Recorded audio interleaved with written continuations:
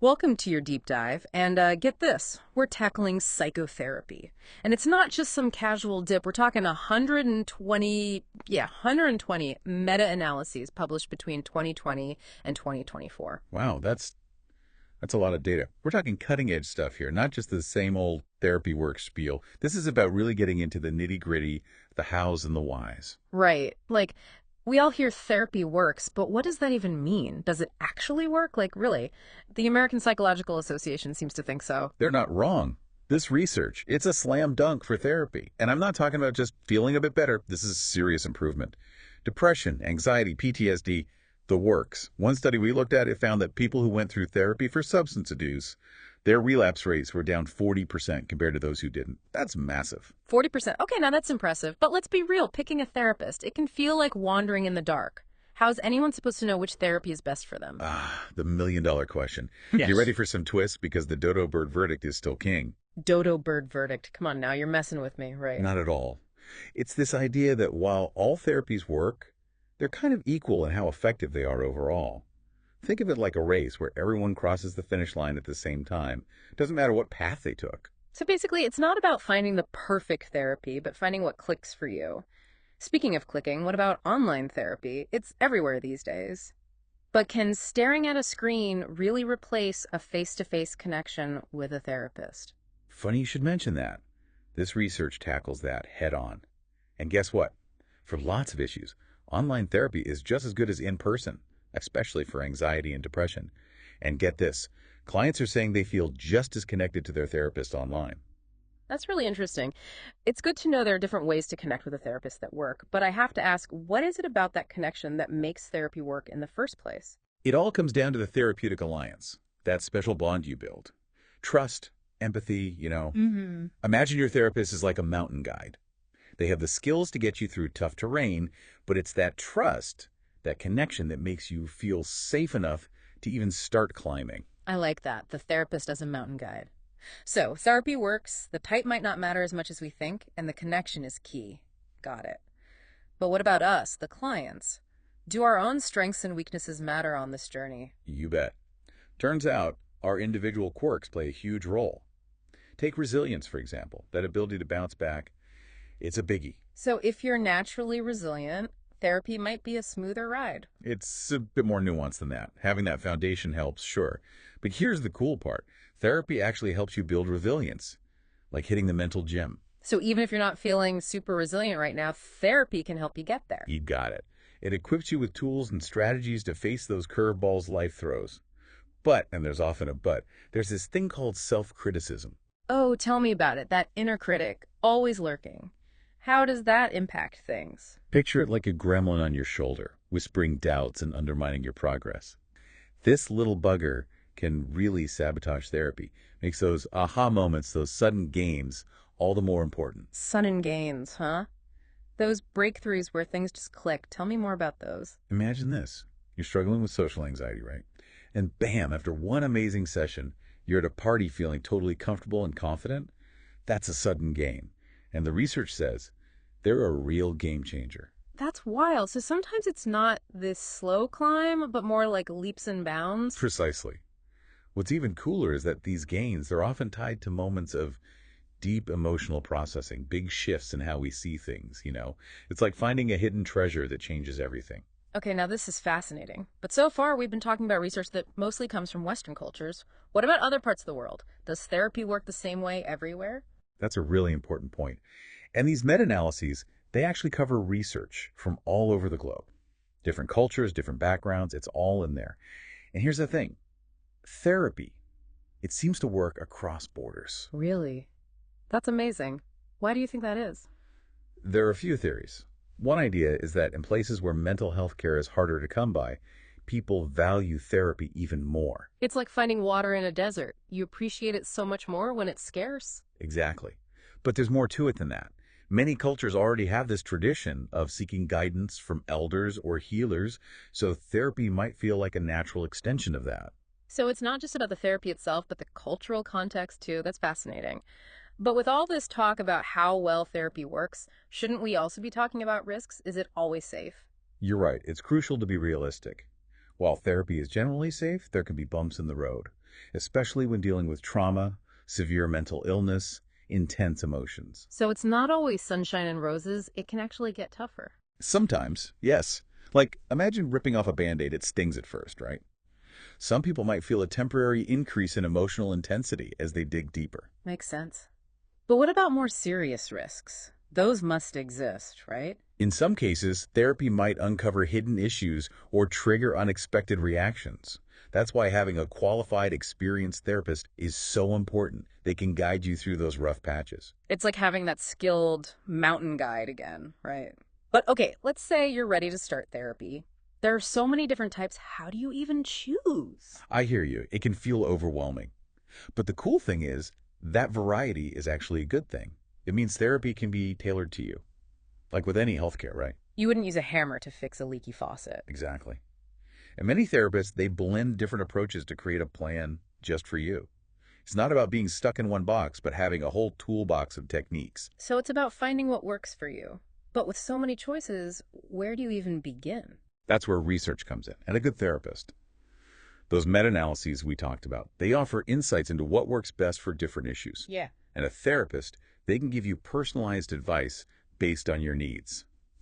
Like having a compass and a map to guide you. Exactly. But even with a map, sometimes you have to trust your gut.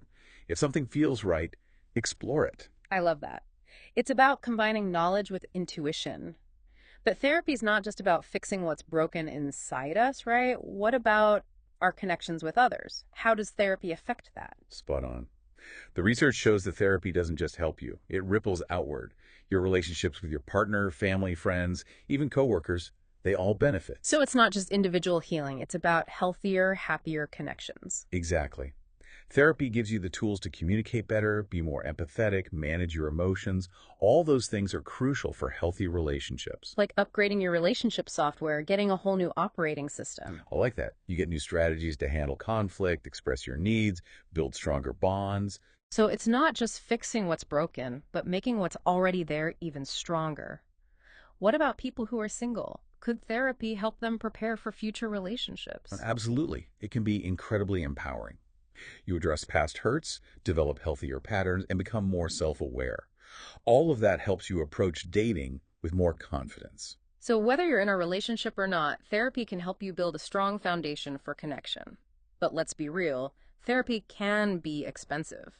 What about people who are struggling financially? That's a really important concern.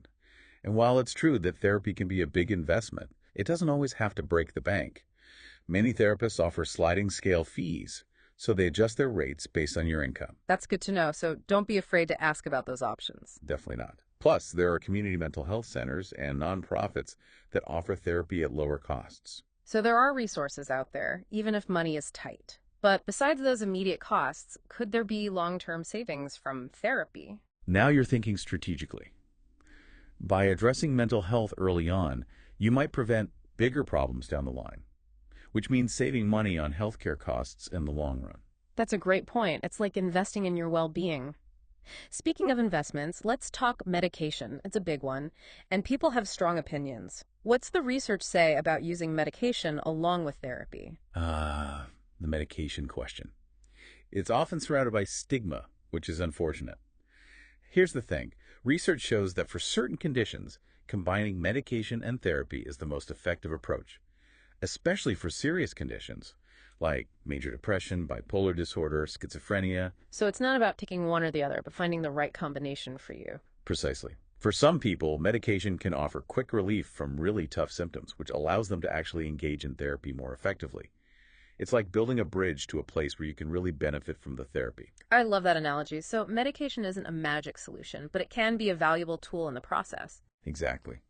And there's absolutely no shame in needing medication to manage your mental health. It's all about finding what helps you live your best life. Absolutely. It's about breaking down stigma and empowering people to make informed choices about their mental health care. We've covered a lot today, from the science behind therapy to the different approaches, but there's so much more to explore. You said it. We've barely scratched the surface here. But before we get all into those sudden gains and the whole unconscious mind thing, there's something really important to remember. Okay, hit me with it. What's got you so serious? All this info, it's gold, but it's not a replacement for actually talking to a professional, a real live expert. Totally agree. We're all about giving you the lowdown, but this deep dive, it's not a therapy session. Think of us as your cheer squad, getting you pumped for the potential of it all. But for the real deal, you need a coach in your corner. Exactly. Everyone's journey is different. No one size fits all here. A good therapist, they'll figure out what you need, explore your options with you, and help you come up with a plan that actually works for you. So consider this your crash course in Psychotherapy 101. But always talk to an expert before you make any big decisions. Now, about those sudden gains. They sound kind of mystical, to be honest. You mentioned they often come from shifts in how we see things or like breakthroughs about our relationships. Can you give us a clearer picture? Absolutely. Imagine putting on a new pair of glasses and suddenly the world is bursting with colors you never even knew existed. That's what a sudden gain can feel like. It often involves a fundamental shift in how we see ourselves or our relationships. Like finally realizing you always go for emotionally unavailable partners. Talk about an aha moment. Bingo. Once you see that pattern, you can start making different choices. Or maybe it's a huge change in how you see yourself, suddenly understanding your own worth. It's like a mental and emotional upgrade. It's incredible how those aha moments can happen in a flash. But you said they're often rooted in the work done during therapy. It's not just magic, is it? Definitely not. They might seem sudden, but it's usually the result of weeks, months, even years of gradually working through things. The therapist and client, they work together to create this space for exploration, self-discovery, and ultimately transformation. So sudden gains are like flowers that bloom after a period of careful nurturing. Patience and persistence, those are key here. Okay, we've talked a lot about how therapy benefits individuals, but what about the bigger picture? Can therapy actually help create a more just and equitable world? I love where your head's at. Yeah. And the answer is a resounding yes. Therapy empowers individuals, it helps us understand ourselves, and it promotes well-being, all crucial ingredients for a healthier society. Makes sense. When we feel good, we're more likely to show up as our best selves in the world. But how does that translate to actual societal change? Think about it. Imagine more people with access to tools and support to heal from trauma, to challenge unfair systems, to fight for social justice. Therapy can spark these transformations, both personally and collectively. It's like planting seeds of healing that can blossom into a more just world for everyone. That's a vision I can get behind. It's a beautiful thing. Right. But it's important to remember, therapy isn't a magic wand. We need to combine it with action, education, real systemic change to make that vision a reality. It's about recognizing that personal and collective healing, they're intertwined. You can't have one without the other. Okay, before we move on, let's talk about something super interesting but also kind of mysterious, the unconscious mind. Right. It sounds like something out of a mystery novel, doesn't it? It's this vast hidden world that often feels like a secret. It's like that iceberg thing, right? The part you don't see that's actually huge and driving everything. Perfect analogy. The unconscious is this complex thing, but it's a key part of a lot of therapeutic approaches, especially psychodynamic therapy. Okay, so what is the unconscious mind exactly? Break it down for us. Think of it like a giant warehouse in your mind. It's full of memories, emotions, beliefs, even experiences that you're not aware of, but they're secretly shaping your life. Like a hidden operating system running in the background, calling all the shots. Exactly. And sometimes those unconscious patterns can really mess things up, like causing problems in your relationships, making you repeat the same mistakes, or just making you feel awful. So, if these patterns are unconscious, how can therapy even touch them? Different therapies approach it in different ways. Psychodynamic therapy, for example. It's all about digging into past experiences, dreams, even symbols to try and bring those patterns into the open. So it's like being a detective, but for your own mind. Looking for clues and trying to piece together the mystery of your own past. Exactly. And by bringing those hidden patterns to light, you can start to understand how they're influencing you and make different choices. It's about taking back control, not letting those unconscious forces run the show. But how do we actually apply this knowledge in everyday life? It all seems a bit abstract. One key takeaway is to pay attention to yourself, your dreams, those thoughts that keep popping up, your patterns of behavior.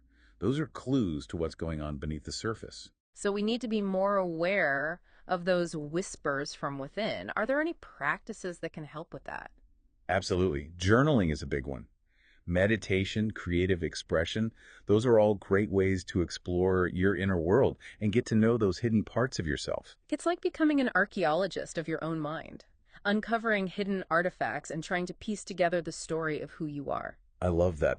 The more self-aware you become, the more you can make conscious choices that align with who you really are, not just reacting to old wounds or limiting beliefs. It's about realizing we have a choice. We're not just along for the ride. We can actually choose our own adventure. Exactly. The unconscious mind is this vast, complex landscape, and exploring it is an ongoing journey. A lifelong adventure into the depths of our being. We've covered so much ground today, from the hard science to the mystery of the unconscious. What's the one thing you want our listeners to take away from all of this? If I had to pick one, it would be this: asking for help. That's not weakness, that's strength. Therapy is a powerful tool. It's about healing, it's about growing, it's about becoming the best and truest version of yourself.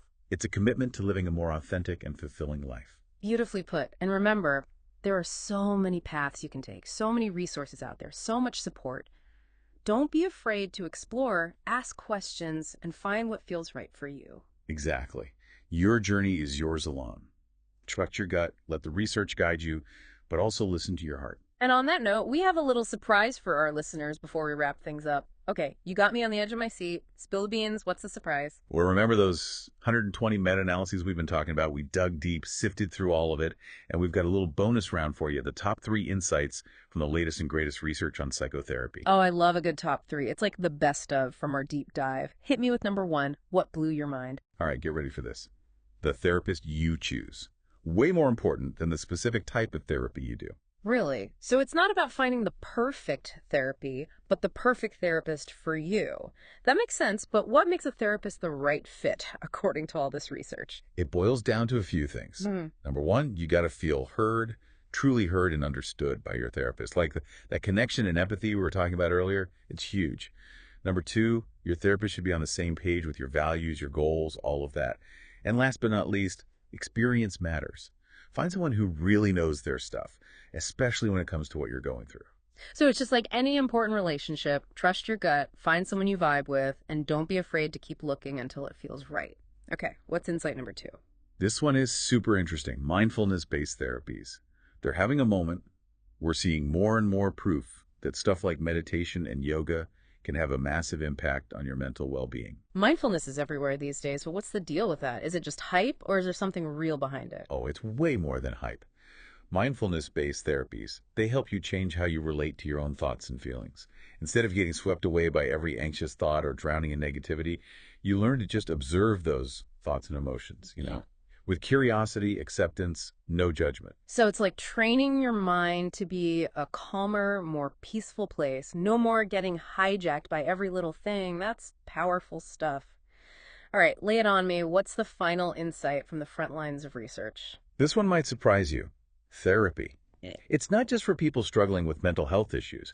It can actually help you unlock creativity and perform better in every area of life. Whoa, hold on. I thought therapy was about fixing what's wrong, not necessarily about becoming more creative or like a high achiever. That's old school thinking. There's this shift happening, this realization that our minds, our emotions, our bodies, it's all connected. Therapy can help you break through mental blocks, become more self-aware, build resilience. All of those things are key to reaching your full potential, whatever that looks like for you. So therapy can help you clear the mental clutter, tap into your inner rock star, and create a more fulfilling life. I'm listening. That's it. It's not just about fixing what's broken, but about growing, becoming more resilient, and really understanding yourself and the world around you. Now, that's something to think about. This deep dive has been eye-opening. We've covered so much, the science behind it all, the importance of that therapist-client bond, cultural differences, even the mysterious world of the unconscious mind. It's been a pleasure diving into all of this with you. And remember, the biggest step is often just getting started. If you're thinking about therapy, don't hesitate. Reach out for support. There's a whole world of healing, growth, and transformation out there waiting for you. Couldn't have said it better myself. And to everyone listening, thank you for joining us on this journey into the world of psychotherapy. We hope you've learned a ton and feel empowered to start your own exploration of self-discovery and healing. Until next time, keep those minds open, keep asking questions, and never underestimate the power of change.